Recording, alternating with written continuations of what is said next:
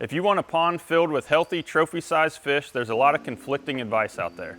I'm Wes Goldsmith, Fish Management Specialist with Aquatic Control.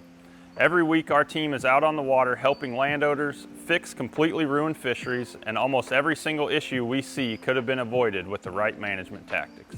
In this video, I'm answering some of the common questions and trends we see from pond owners. Whether you are building a brand new lake or trying to rescue an old farm pond, this quick video could save you thousands of dollars and years of frustration. What is the most common mistake people make when managing a fishery? I would say it's got to be lack of harvest. Almost every fish survey that we conduct, there's always some population that hasn't been harvested. We talk to pond owners and most people are doing catch and release, or they're keeping just a few fish here and there. And in reality, that's the most important thing they should be doing. What is the most underrated aspect of pond management? I would go with aeration. We recommend it a lot. I think it's really hard to explain all the benefits that there are to it, and I think it's just overlooked by most pond owners until they're starting to work with somebody like us and really get into a project. Should I be feeding my fish fish food? So you shouldn't have to.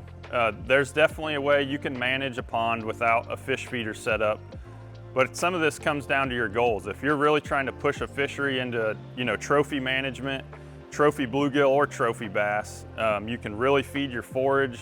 You can do a lot of things with a fish feeder, and a good food is important, and that really will take you a lot farther than without it. So I want to say yes, but there's a way to go about it, and it's not completely necessary. What is the most misused tool in fisheries management? It's got to be fish stocking. So we stock fish all the time, all over the place. But what we run into is people stocking the wrong species at the wrong time.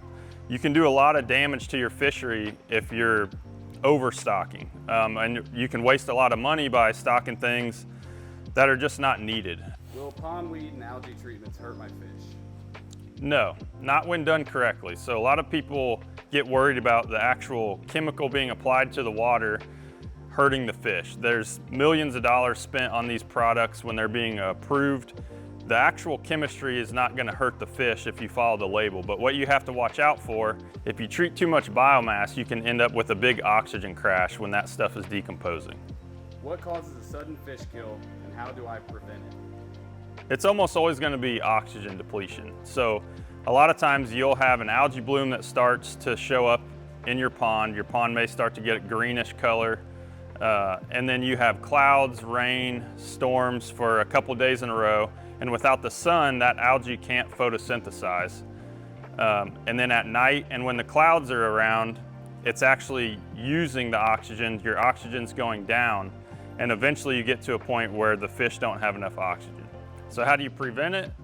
Aeration. So we have diffused aeration that we usually use in 8 to 10 foot or deeper, and you can use surface aeration, which is kind of like a fountain that will stir up the surface of the water and produces oxygen in that top layer. What is the biggest misconception about catch and release? I mean, I would say that it's the assumption that when you catch that fish and you let it go, that the next time somebody catches it, that it's automatically going to be bigger. That's just not what we see in the majority of the private waters that we manage. We do electrofishings all over the place, and we see stunted bass the most, but we see stunted bluegill, various things. You can't always assume that that fish is going to be bigger the next time you catch it. Can I manage my pond myself, or do I really need a professional? I think need is a pretty strong word. There's definitely a time and place. So things like harvest, you can build habitat. So there's certain things that you can do yourself without a doubt, but there's also things like sizing an aeration system and coming up with a long-term management plan for some really lofty goals. You're going to want a professional to give you an opinion and help you out with some of these things, or you can go down the wrong path pretty easily. Does professional pond management have to be expensive? I think expensive is definitely relative to the customer. There's a lot of things you can do yourself. A lot of this is going to come down to your goals though. So if you just want a basic balanced fishery, there you can be harvesting, you can do things that aren't going to cost a lot of money, that will always be heading you in the right direction. And then we have other customers that can afford every recommendation. They hand the keys to us, and they obviously are going to get where they're trying to go a lot faster. But a lot of these people have specific goals like trophy bass, trophy bluegill, and they know exactly what they want out of their fishery. So in that regard, you're probably going to have to spend some money. Something to always keep in mind, every pond or lake is going to go through ebbs and flows. But if you're always managing the best that you can with whatever resources you have, the peaks are going to be higher and the lows are not going to be so low. What is your favorite type of pond scenario to manage? I like to manage everything. You know, we manage tiny little ponds, we manage great big lakes, but if I had to choose one, I think it would be a brand new pond, no water in it yet, you know, meeting out with the customer, sometimes with the pond builder, and kind of designing it from the beginning. Come in, set up the habitat. We have a specific goal that we're after. You know, move in with the stocking once it's ready, and you kind of go step by step. And it's a really exciting time for the pond owner, and it's pretty cool for us to go start to finish. Let us know if you have any other questions you want us to cover sometime. Make sure to check out our strategic stocking tool on the website.